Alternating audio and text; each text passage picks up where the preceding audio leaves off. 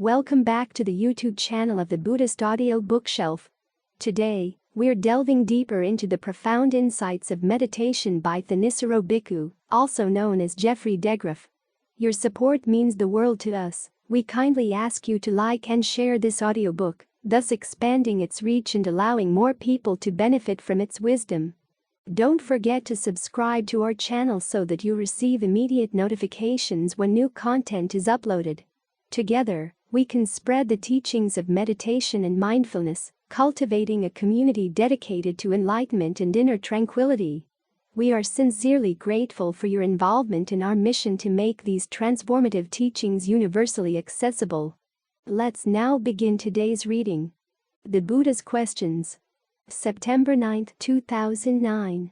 When you read the Buddha's accounts of his own quest for awakening, it's hard not to be struck by how many times he asked questions of himself and how his quest was directed by his questions. It started when he saw a problem. Here he was, subject to aging, illness, and death, and yet he was seeking happiness in things that were also subject to aging, illness, and death. He asked himself, what if you were to seek happiness in things that didn't die? The question suggested a possibility he hadn't thought of before. So, as he says, he went off in search of what was skillful. This shows that he already had some assumptions. That there was a way, a method of human action that would lead to the deathless, and he wanted to find a skillful means to get there. First he went to study with a couple of teachers who claimed to know the path to true happiness, but he wasn't satisfied with their teachings. He asked himself, what if I were to go off on my own, to practice austerities? He had a vision of 3 types of wood. Sappy wood near water, sappy wood away from the water, and then the dry wood away from the water, which is the only type of wood that you can actually use to give rise to fire. So, he decided that he had to do without pleasure entirely. That's how he interpreted the meaning of that simile. The dry wood away from water meant abstaining from sensuality and not allowing the mind to dwell on sensuality. He tried the trance of suppressing his breathing. He felt horrible pains in his head, pains in his body. He asked himself, what if I were to go without food entirely? Devas came and said, if you go without food entirely, we're going to infuse divine food in through your pores, but he dismissed them. He asked himself, in that case, what if I were to take just a tiny bit of food, say, a handful of beans every few days? So he tried that. He did that for 6 years. He got so thin that he fell over every time he tried to urinate or defecate. When he touched his stomach, he could feel his spine. Finally, after 6 years, he asked himself, could there be another way? This way was obviously not working. Then he remembered when he was a child meditating under a tree and had spontaneously entered the first jhana. Could that be the way to awakening? And the consciousness arose to him, yes, it could be. But even then, he tested it. As he says in one of his accounts, he first decided, how about if I divide my thinking into 2 sorts? Skillful and unskillful? He tried that.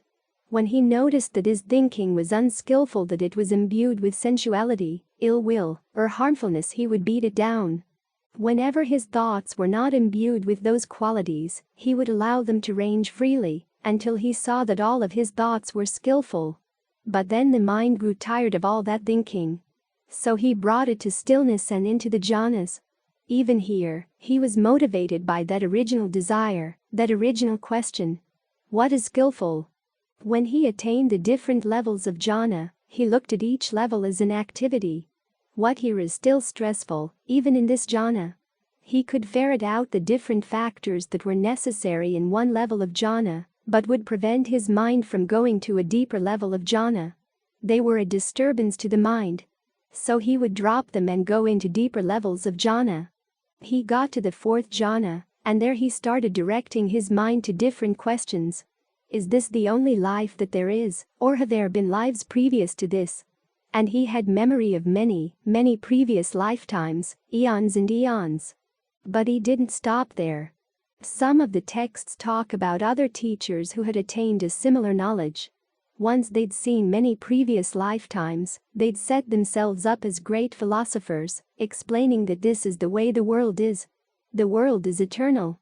Or sometimes, if they had memories going back to previous lifetimes, but then they hit a time when they were totally insentient beings, and they couldn't remember past that, they'd say, well, there was a point where I didn't exist, and then existence came to be, so the world must not be eternal. But the Buddha's question again was, what's the most skillful use of this knowledge? He didn't stop just with knowledge of his previous lives. He moved on to knowledge of all beings dying and being reborn, because the question was, does rebirth happen only to me or does it affect other beings? And what's the basic pattern underlying rebirth? He saw beings dying and being reborn all over the cosmos in line with their karma, their intentional actions. Again, he didn't stop there and set himself up as an expert on karma, teaching just that much about karma. He said, there must be some other use for this knowledge. What's the most skillful use? He applied it to his own intentions, the karma of the mind in the present moment. He traced the suffering he was feeling, the aging, illness, and death he was trying to get past back through his intentions, and from there all the way back to ignorance. In this case, it turned out to be ignorance of what he later taught as the Four Noble Truths.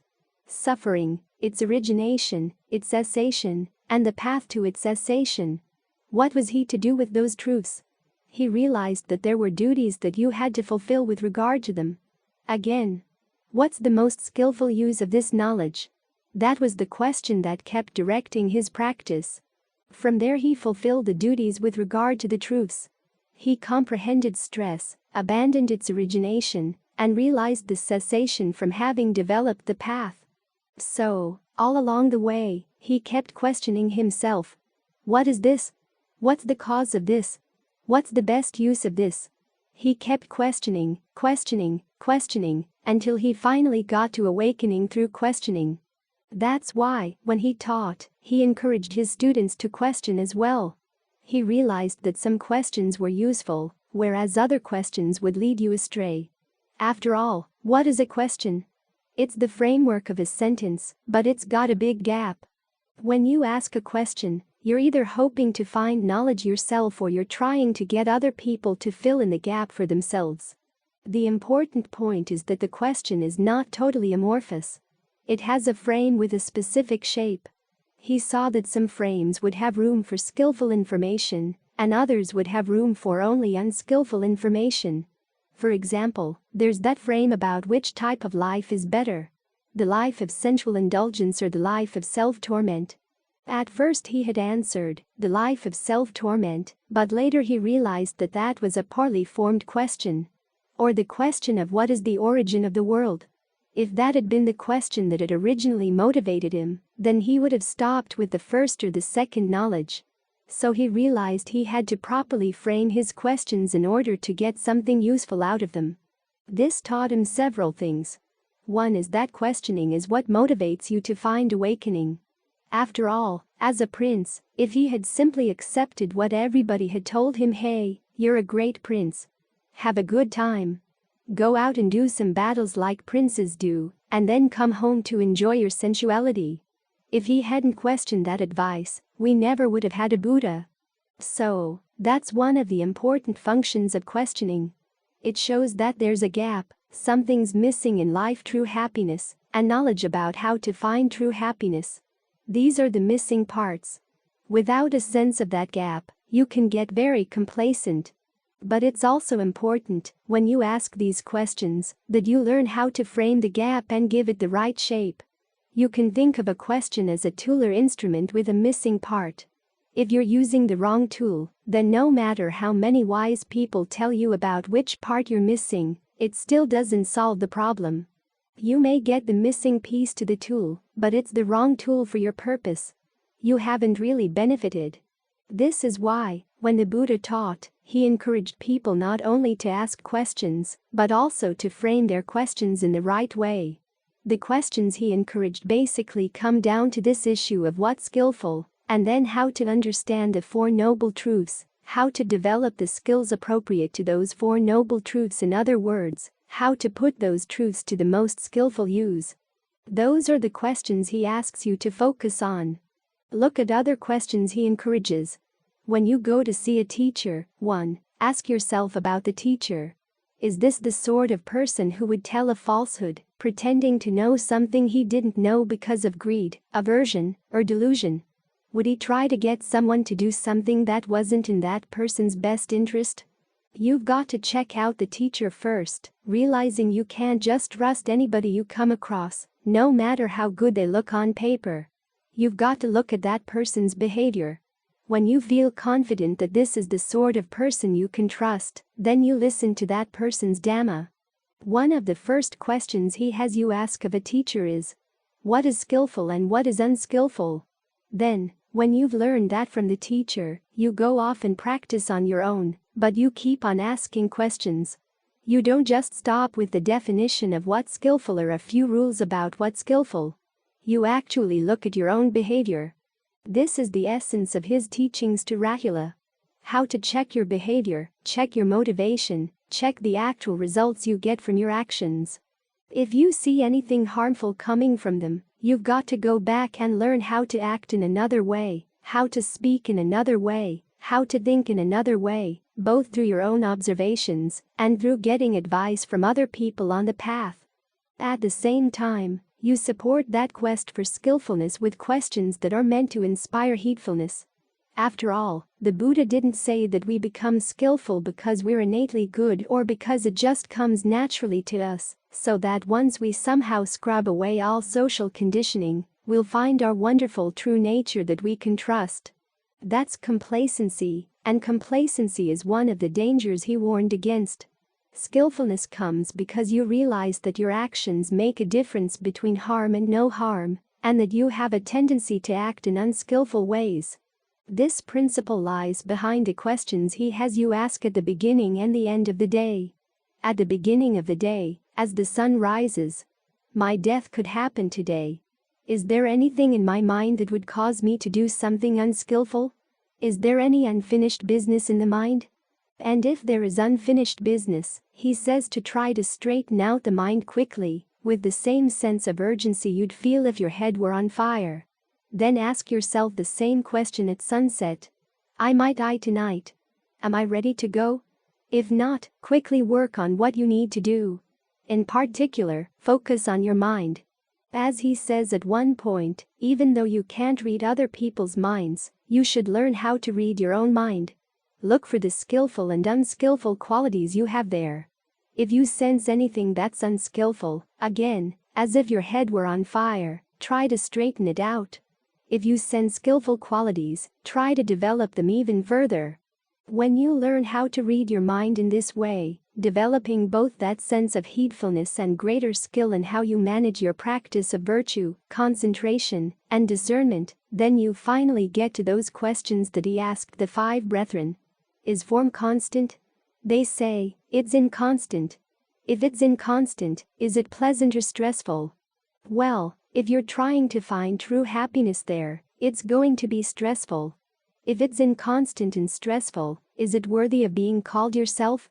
He asked the same questions of feeling, perceptions, fabrications, and consciousness. The asking of the questions is meant to open up your attention to an area where there's been a gap, where there has been something missing in your knowledge. As you learn how to fill in that gap in your knowledge, then you can let go. This is how awakening comes. It comes through questioning, having a sense of these gaps in your heedfulness, gaps in your skillfulness, gaps in your understanding. Without a sense of those gaps, you stay as complacent as ever. Nothing ever develops. It's when you sense the gaps and the need to fill them in, that's when freedom can come about. So just as the Buddha's quest was shaped by his questions, our practice should be shaped by questions as well, asking ourselves, are we heedful enough? Are we skillful enough? What skills still remain to be developed? What causes of suffering are we still holding on to? What factors of the path still need to be developed? This is why the Buddha never encouraged a dogmatic attitude, pretending to know things that you don't know. He wanted you to be very clear about where your knowledge lies and where the gaps in your knowledge lie. This gives focus to your practice. And it's meant to keep on expanding your imagination, expanding your concept of what true happiness might be. One of the biggest pitfalls in the path is when people hit a particular level of practice, say, a state of concentration, and then tell themselves, this must be it. I'm just going to hang out right here. Their imagination isn't large enough to conceive of something better. This is why it's important to follow the Buddha's example. Keep your practice alive with questions so that whatever comes up, any state of concentration, you ask yourself, what is this? Where is there stress still here in this state? What's the skillful use of this state? Any knowledge or insight that comes up, what's the skillful use of this knowledge? At the same time, keep your imagination open to the possibility that there might be total release from suffering, and that you might be capable of it. Because when the Buddha tells his life story, this is what he's trying to encourage. Desire, the craving that leads to the end of craving, the conceit that leads to the end of conceit. You want the same awakening that he had, and you ask yourself, if he could do it, why can't I? Those are the questions he wants you to ask so that you can find the same freedom he did. The safety of dualities. July 21, 2019. The Buddha generally wasn't the sort of person who'd go out to look for people to argue with.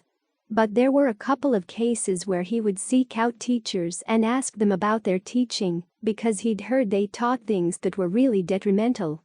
One group of teachers were those who said that your actions don't make any difference. Everything you experience right now is determined from the past, either from what a god has decreed or from past actions. Another group were those who said that there is no cause and effect in the world. Pleasure and pain happen randomly and are in no way related to your actions. Your actions don't make any difference. In both cases, he criticized those teachers because they were irresponsible. They were neglecting the two duties of a teacher, the first of which is to help the student learn how not to be bewildered. After all, we're all bewildered by suffering. If we want to find a way out of suffering, we have to get past that bewilderment. Secondly, he said, those teachers leave the student unprotected. And he explained what that meant. That they didn't give any basis for saying that something should or shouldn't be done, or for even wanting to know what should or shouldn't be done. After all, if it were determined that some action had to happen, how could you say it shouldn't be done? It would happen willy-nilly anyway, and you'd be in no position to make a choice. Or if your actions had no effect on things, what difference would it make what actions you chose to do? They'd have no consequences. In both cases, those teachers were depriving people of any basis or motivation for choosing what should and shouldn't be done. That's what leaves them unprotected. Nowadays, there's another teaching that also leaves people unprotected, and that's the teaching of non-duality. That good and evil are basically the same, that there's no basis for saying that one action is good or another action is evil. This teaching on non-duality has made its way into Buddhism. In fact, I was reading just the other day a passage where the author said that when the Buddha was teaching the Four Noble Truths, he was coming from a position of non-duality, which doesn't make any sense at all. If any number is dual, it's 4. A dual duality. And the truths are 4 precisely because the Buddha's trying to fulfill his duty as a teacher, his responsibility as a teacher, which is to give you a basis for deciding what should and shouldn't be done. After all, we're all active creatures. Our minds are active. We're not simply sitting here passively observing the world and asking, as an idle pastime, well, what is the nature of the world? How does the world act? We have to know how the world acts because we're acting in it. We're pulling the levers all the time, with every moment. We're engaged in the act of fabrication, and it's because we do it with a lack of skill that we're suffering. That's the problem the Buddha wants to solve. As long as you realize that suffering is one thing and not suffering is something else, and you decide that you really want to stop suffering, you've got to think in dualities. This is your protection. It's what discernment is all about. You start developing discernment by noticing what in the mind is skillful, what in the mind is not skillful, and then pursuing greater and greater refinement in understanding what's skillful and what's not. You learn by comparing the two sides of a duality. In that way, you protect yourself, you have a basis for making that decision. If you believed that actions didn't have any effect, that everything was predetermined, or that there was no real distinction between good and evil, you'd be left unprotected in two ways. 1. You'd have no basis at all for even thinking that there should be something you should or should not do. 2. You wouldn't have any basis for deciding what should and shouldn't be done. Yet the Buddha's trying to provide you with precisely those two things. First, pointing out that certain actions lead away from suffering, are skillful, are blameless, whereas other actions lead in the opposite direction. And, second, he gives you the tools for figuring out which is which. In some cases, he simply gives you the precepts. These are issues you don't have to test. No killing, no stealing, no illicit sex, no lying, no taking intoxicants. Period. Those issues, he said, have been tested. You can simply follow the precepts and you'll clear up a lot of issues in life. That allows you to look deeper into the mind, because there are a lot of issues that are not covered by the precepts. Things you might do or not do, things you might say or not say, and particularly things you might think or not think. You've got to decide whether they're worth doing or not. In fact, discernment is a value judgment in that way. It gives you a basis for deciding what's worth doing, what's not worth doing. Like right now, we've decided that meditation is worth doing. That implies that our actions make a difference, and because our actions come from our intentions, and our intentions come from our minds, it's worthwhile to train the mind. You want to get the mind really still so that you can see, when it moves, whether its movements are skillful or not. As you get deeper into the processes of the mind, you begin to see these acts of fabrication: bodily fabrication, breath, verbal fabrication, directed thought and evaluation, in other words, the way you talk to yourself, and then mental fabrication, feelings of pleasure or pain, neither pleasure nor pain, and then perceptions, the labels you apply to things. All of these things are actions and they can take you in different directions. Take perception, for instance. The way you perceive a particular part of the body, the way you perceive an action in the mind, is going to determine what you do with it. For instance, if there's a pattern of tension in the body, if you see it simply as a solid part of the body, there's nothing much you can do with it. For years, I had a blockage in my back, and I thought it was because there was a bone there. So, I simply accepted the fact that it was there. Then I went in for an osteopathic treatment, and the doctor released the tension. It turned out that what I perceived as a bone was really a tensed muscle. I suddenly realized I could now breathe with that part of my body. I could move that part of the body. When you see these things as breath, there are lots of things you can do with them. If you see them simply as a solid lump or a bone, there's not much you can do. So, your perceptions can change your range of what you can do, which means that some perceptions are skillful and some are not. This is why we have to develop right view, to get a sense of which perceptions will be skillful, which ways of perceiving ourselves, which ways of perceiving the problem of suffering, will actually be conducive to putting an end to suffering. Why is putting an end to suffering a skillful thing? Because as long as you're suffering, you're going to cause other people to suffer, too. It's when you learn how not to cause yourself any suffering, that's when you don't have to cause anybody else any suffering, because as we're suffering, we're feeding, both physically and, more importantly, emotionally and mentally. If we don't get the food we want or need, we can get pretty desperate. There are lots of very unskillful things we can do because of this inner hunger. But if you can find the part of the mind that doesn't need to feed, then it places no burden on anyone at all. That's why there are shoulds and should nots. When the Buddha taught the Four Noble Truths, he immediately taught the shoulds that went along with them. Suffering should be comprehended, which means that you look for the clinging and look at what you're clinging to, and realize that it's not worth it. That, in turn, means you have to look for the cause of suffering, which is the craving that says it's very much worth it. That's something you should abandon. You should develop the path so that you can abandon the craving and then realize the cessation. Those are the shoulds. Making this distinction between what should and should not be done is basic to any worthwhile act of teaching. The Buddha himself, although there were lots of issues that he would not take a position on, would come down hard on people who would not take a position on the question of what is skillful and what's not. Some people, he said, were afraid to take a position for fear they might be defeated. Others were afraid to take a position because it would involve clinging. Other people, he said, were just totally confused and thought it was clever to say there is no such thing as right or wrong, good or evil, or that the idea of floating around without taking a position on what was skillful was kind of a cool thing. He said that was utter stupidity. So, although there were some dichotomies or dualities that the Buddha avoided, he called them extremes. He focused on teaching the dichotomy and duality of suffering and not suffering, what should be done, what should not be done, what is skillful to do, what is not skillful to do to put an end to suffering. Those are important dualities to keep always in mind. They're his gift to us because they do allow us to be protected.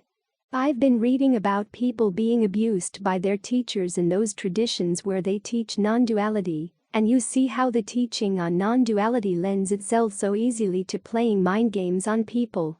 Their normal defenses are down, their defenses based on their ideas of what's right and what's not, and then the teachers abuse them.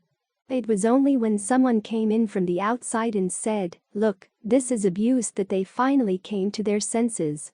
So, realizing that there are dualities is the beginning of your protection. Then when you see the distinction between what's skillful and what's not, what should be done and what should not be done, and you refine your discernment around those issues, that's when you end your bewilderment. That's when you're really protected. One of the aspects of the Buddha's teachings that's underappreciated is the fact that it's a very safe teaching. And it gives safety all around. You follow his teachings and you will never, because of that act, have to suffer. You'll never go to a bad destination. It's only when we try to change the teachings into something we think is more clever. That's when we're left unprotected. The act of trying to be clear about what is Dhamma and what is not Dhamma, what is skillful and what is not, is basic to the whole practice. And it's basic to keeping you safe. The Thinking Heart. December 28, 2018. In Western languages, we have separate words for heart and mind. But in most of the countries where Buddhism has spread, they don't have separate words. They use one word for both. Even in the ones where they do have two words, like Thai they have sit for mind and Kai for heart, the words are pretty interchangeable. This reflects the Buddha's insight that there's really not that clear a dividing line between your heart and your mind. Your emotions have thoughts, your thoughts have emotions. The big problem for the heart, of course, is suffering. And it's hard to separate that from thinking. As the Buddha said, our first response to suffering is bewilderment, trying to figure it out. Why is this happening?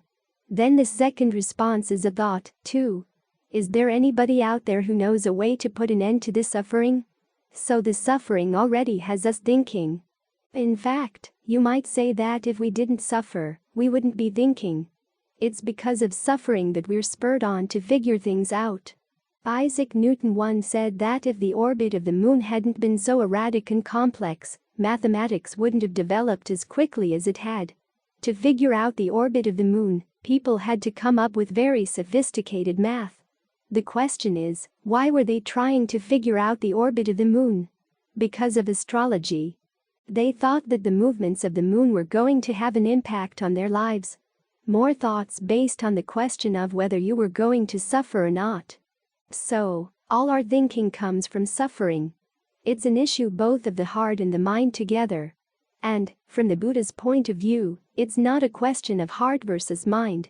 It's simply that our thinking is confused when we come to the issue of suffering.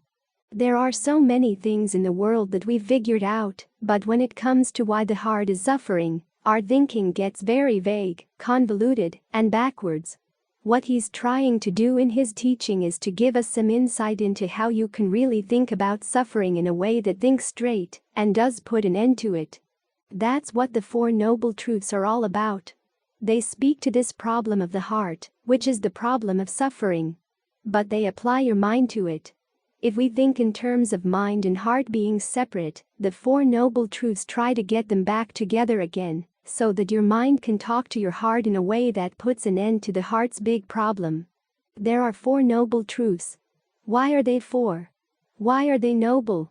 Why are they true? Therefore, because suffering is a problem with a cause. We much prefer to have it end. That's what the truths are for. To put an end to suffering. That, together with the Buddha's insight that it's going to have to come about through action. And action is based on desire. So to arrive at the result of putting an end to suffering, you need to start with skillful causes, skillful desires, skillful actions. If suffering is the result, the causes are unskillful desires, unskillful actions.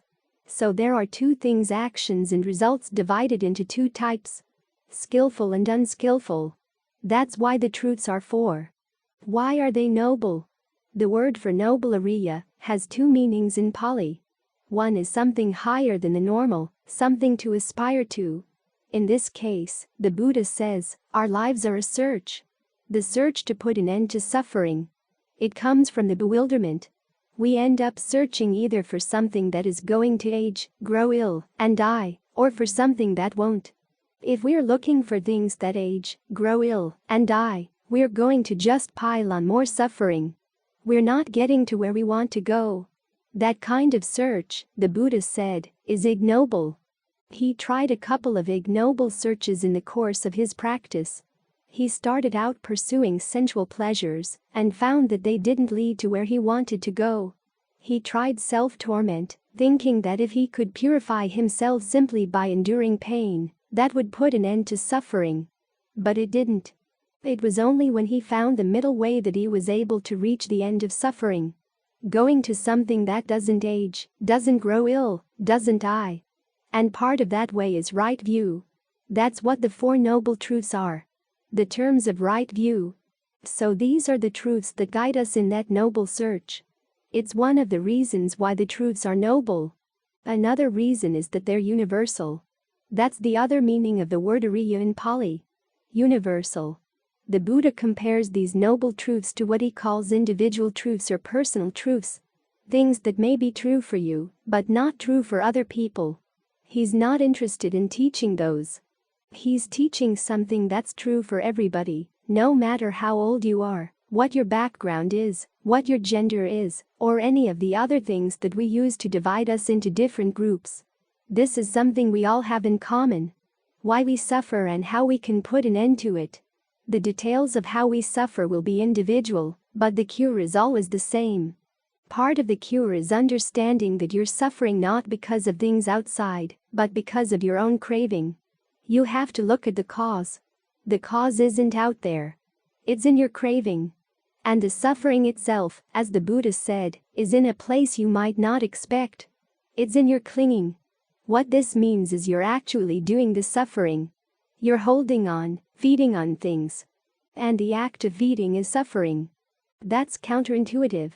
We tend to think of suffering as something that hits us. We're on the passive receiving end. But, as the Buddha pointed out, that's not the case. Seeing things in this way, you realize that the path to the end of suffering has to attack the problem at the cause. As I was saying this afternoon, you go into a house, you see that it's full of smoke, but if you simply try putting out the smoke, it's never going to end. You've got to find the cause. The fire. You put that out, and that's the end of the problem with the smoke. The approach we adopt on this path that we're practicing is to put an end to suffering by putting an end to craving. Part of that is through developing right concentration, so that we can create a steady sense of well-being. You sit here with the breath coming in and going out. Try to breathe in a way that, at the very least, feels okay. If you learn how to protect that sense of being okay right here, you'll find that it'll grow into a sense of ease. That sense of ease not only gives you a good place to stay and encouragement on the path, but it also allows you to look at the problem of suffering without being overwhelmed by it, without feeling threatened by it, because you know you've got a good place you can retreat to. From this place, you can see your cravings not as your friends but as your enemies. That way you can let them go. So, These are the truths that help us look into the problem of suffering so that we can solve the problem at the cause rather than solving it at the end. Many years back, when I was in Thailand, I read an article about some high-ranking government officials from Bangkok going out to a far distant part of the country. There was a little school there, and the kids looked so poor as they lined up in front of the school to receive these important visitors from Bangkok. So the visitors arranged for them to have school uniforms so that they'd look nice the next time visitors came out. That's attacking the problem at the result. You have to look into why the families are so poor to begin with. Maybe you can do something about that. But they tried solving the problem at the result, which doesn't solve much at all. You want to solve it at the cause. Another aspect of why the truths are noble is because they have you step back from your craving, step back from your clinging. These are the things that we invest ourselves in most. We actually identify with these things. As a result, we go around obeying our thirst, as that old Sprite commercial used to say. But learning how to step back from our thirst, to step back from our clinging and feeding, that's a noble act. That's really what makes us human beings as opposed to animals. It gives us some nobility. At the same time, these truths do provide guidance to the path that truly leads to that goal. A goal where there's no aging, no illness, no death. That's why they're true. But they're an interesting kind of truth. When the Buddha uses the word truth, he uses it in two senses. One is statements about the way things are. The other is the actual reality, or the actual experience that the statements describe. When we first encounter the noble truths, they're words. But they're pointing to something that's already happening in our experience. The suffering, the craving, and the potentials for the path. So, when the Buddha says that you abandon the truth of the cause of suffering, you don't abandon the statement about it. You abandon the actual experience of the cause. When he says to comprehend the truth of suffering, again it's not simply a matter of comprehending the words. You're actually trying to comprehend, when there's suffering in the mind, what's actually going on. In developing the fourth noble truth, again, you don't develop the words. You develop the qualities in the mind that are called for by the path. But eventually, as you develop the path and perform all the other duties appropriate to the truths, you find that the four noble truths take you to something beyond them. There's an interesting passage where Anathapindika has gone to see some wanderers from other sects. It's early in the morning. The monks are out on their alms round. It's too early to visit either them or the Buddha, so he says to himself, well, I'll see what these people have to say. He goes and listens to their doctrines. And he points out to them that all their doctrines are put together, fabricated. Because anything fabricated is stressful. In holding on to their doctrines, they're holding on to stress. Then they ask him, well, what's your view? He says, whatever is fabricated, put together, is stressful. Whatever is stressful is not me, not mine, not myself. So they try to turn the tables on him and say, well, you're holding on to that doctrine. That, too, is holding on to stress. And he says, no. By holding on to this and practicing in line with it, I get beyond it. This is why the Four Noble Truths are special. They take you to a truth that's beyond them because they force you to look at what your mind is doing, to see everything in the mind as processes. When you get involved with pleasure, where does it come from? Where does it go? When you're dealing with pain, where did the pain come from? And where does it go? In other words, what did you do to give rise to these things, and what do they lead you to do? You look at the causes for whatever's unskillful, and you learn how to let go of them. But then you realize that the guidance you've gotten from the Four Noble Truths, that, too, is something fabricated. That, too, is something simply put together. It's still not the deathless. So you look at it as a process as well. This is the part where, as Ajahn Mun said, all the Four Noble Truths become one, with one duty. Let go through dispassion. In the letting go, you finally get to that noble goal, not the true statement about the goal, but the true experience of the goal itself. That's where the Noble Truths take you. And that's the point where both the heart and mind are totally satisfied. As Ajahn Suwat said, once you achieve that ultimate happiness, then that's what it is. Ultimate happiness. Totally satisfying. You have no questions about who's experiencing or why or what. The experience is sufficient in and of itself. That speaks to the heart's deepest desire, to put an end to suffering. To end suffering, we have to learn how to think about it properly. This is why the Dhamma is called the language of the heart. Not because it comes out of the heart, but because it's the part of the mind that can speak to the heart in a way that helps it understand what its problems are. Another phrase you might use for this is the intelligent heart or the thinking heart. It's willing to listen to that language, to follow through with the instructions, and to find that totally satisfactory goal where all thinking can stop because it served its purpose. This is the most noble thing we can aim for. Noble, because it makes us behave in an honorable way, and noble because it's universal. It's something we all can aim for. It's open to us all. A while back I was reading some scholars saying that the Four Noble Truths are true only for noble ones. Well, how do you get to be a noble one? You follow the Four Noble Truths. So, they're already true statements for you. They're true for all of us. They offer to all of us the help we're looking for in our bewilderment, in our desire to find a way to put an end to the suffering. That's the Buddha's gift. We simply have to follow their guidance to find the experience of the truth to which they point. Dispassion isn't depression. December 3, 2018. Those 5 reflections that the Buddha recommends that we reflect on often are, in the beginning, pretty depressing. Aging, illness, death, separation. Inescapable. But notice the Buddha doesn't leave you there. He goes on to the 5th reflection, on karma. Karma is the way out if we master it. It's important to keep that distinction in mind. Some people think that the Buddha's teachings end with aging, illness, death, inconstancy, stress, and not self. The message seems to be, give up. There's nothing worth striving for, because everything all falls apart. Some people equate that attitude with dispassion. But it's not dispassion, it's depression.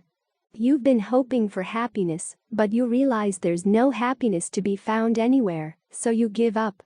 That kind of attitude would put the mind into severe depression. But the Buddha doesn't leave you there. There is a way out. And it's very much worth following because it leads to a true happiness, and it's through our actions that we can get those results. Particularly, actions of the mind. This is why we meditate and why, when we meditate, we focus on the mind. In other religions, they meditate on God or some abstract principle, but here we're meditating on what the mind is doing, because what the mind is doing is going to make all the difference between suffering and not. What you're doing right now is shaping your experience right now, and if you're not satisfied with what you're experiencing right now, then, as they say, if you don't like the news, go out and make some of your own. If you don't like your experience now, you can change what you're doing to shape it. Try to detect what you're doing to shape your experience and change it for the better. This is why we meditate, because the source of all our actions, the source of all our experience, is the mind. So you've got to look at your mind. The best way to look at it is to get it into the present moment where it's fabricating things. We use the breath as our topic because it's right next to the mind, and it's our anchor in the present. As long as you're with the breath, you're in the present moment. You can't watch a past or future breath. The only breath you can watch is in the present. As you stay focused here, you can watch the mind to see what it's doing to shape the present moment. Use it to settle down until you get the breath comfortable, and get the mind comfortable with the breath. In the beginning, there has to be a fair amount of thought. Think of the image of the bathman or the bathman's apprentice mixing water with soap powder to make a soap dough, as they used to do in those days.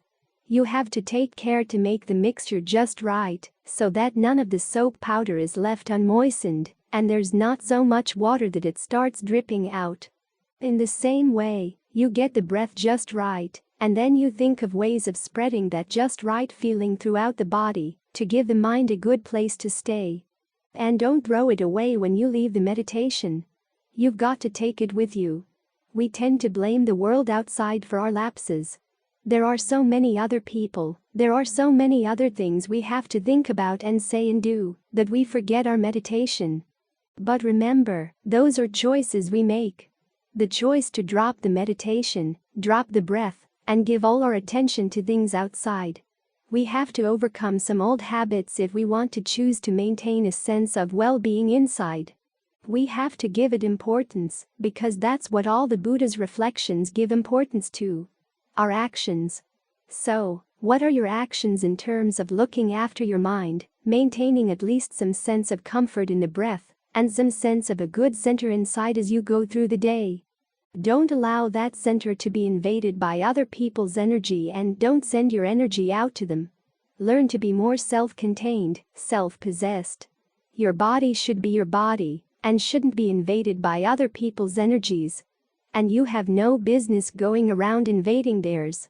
So, an important part of the practice is not only what we're doing here as we have our eyes closed, but also what we're doing as we try to carry our alertness through the day, trying to maintain it, and, if we've dropped it, trying to pick it up again. We do that both for a sense of well-being, so that our actions come from a sense of well-being, and also for gaining some insight into what the mind goes for. What are its strange assumptions? Our problem is that we don't see them as strange.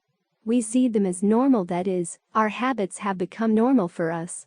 An important part of the practice is staying with the breath long enough with a sense of its usefulness, in maintaining a sense of well-being, that you begin to see thoughts that go against it as strange.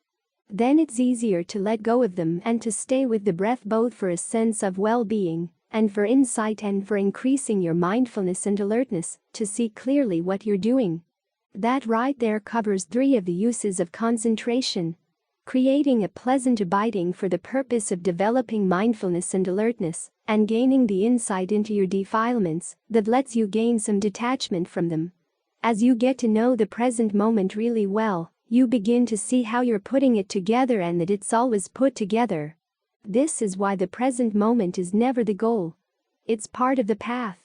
The fact that you put it together means you can put it together in a better way, and you can make a good path out of it. The Buddha's discovery was that you could make it into a path to the end of suffering. After all, we're all on a path of some kind or another already, willy-nilly. All too often, though, we don't know what path we're on. We don't see down to the end of the path. All we see are the things that we like along the way, either on the path itself or off to the side, that keep us entertained. But the Buddha's warning is that some paths, even though they seem nice, lead to bad places. So look at your actions, weigh them against how he defines the various paths, and make up your mind to follow the path that leads to the best destination, to a happiness that doesn't have to be subject to aging, illness, and death. And it is a happiness. It's not a nothing. There are some strange views out there. I was talking with someone this evening who was recently at a retreat where a monk was saying that we're here to arrive at right view, and right view is basically realizing that everything is inconstant, stressful, not self. Therefore, you just accept that and basically give up. The monk didn't use the phrase give up, but that's what he was saying. Nibbana wasn't happiness, he said. It was equanimity, acceptance. At the end of it all, there's nothing. Basically a sad end to a sad story, but that's not what the Buddha taught. The Buddha was not defeatist. He called the Noble Eightfold Path unexcelled victory in battle. It's victory over our unskillful habits, a victory in the search for true happiness, a search that's well worth the effort. It's always important to keep that in mind. The reflection on aging, illness, and death is to remind us. There is something that doesn't age, doesn't grow ill, doesn't die. The contemplations of these things, as they motivate you to practice, are meant to get you to the point where you do see the deathless. In other words, you realize that you're shaping the present moment out of the raw materials that come from your past actions. But your shaping of these materials actually comes prior to receiving the materials. You already have the skills or lack of skills that are going to determine, when you get the raw materials, what you're going to do with them, and how much suffering or lack of suffering you'll experience. So here, as part of the path, we're developing better skills. We're becoming more sensitive to how we fabricate things. We fabricate them into a state of concentration, and then we try to keep maintaining that state of concentration. Of course, in doing that we can learn a lot. It's like the Army Corps of Engineers trying to keep the Mississippi River in its channel. Over the course of the many years that they've been trying to do this, they've learned an awful lot about the Mississippi. In the same way with your mind, as you try to keep the mind in concentration while you're sitting here and as you go through the day, you learn an awful lot about what the mind is doing. In particular, you see the extent to which you are shaping your experience and how you can do it in a better way. Ultimately, you get to the point where the mind doesn't fabricate anything. Its sensitivity gets greater and greater until you realize that any kind of fabrication, even skillful fabrication, involves stress. It's inconstant. So you ask yourself, why do I keep engaging in this?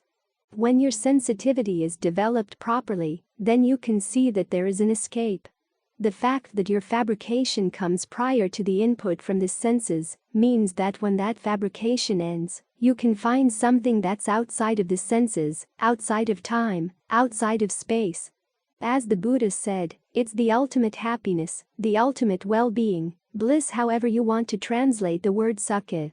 And it is a state of knowing there is an awareness there. You're not blanking out. You're not going to nothingness. And it's a happiness that doesn't change because it's not known through anything fabricated. This is what that fifth reflection leads to. On the one hand, we have all the other pleasures we might go for, and one of the reasons the Buddha has you look at the drawbacks of all of your regular pleasures is that if you satisfy yourself with them, you won't look for anything better. You have to see that they have their drawbacks. You have to want something better, and you'll find it through your own actions. Meditating to become sensitive to your own actions as you learn to become more and more skillful in what you do, say, and think.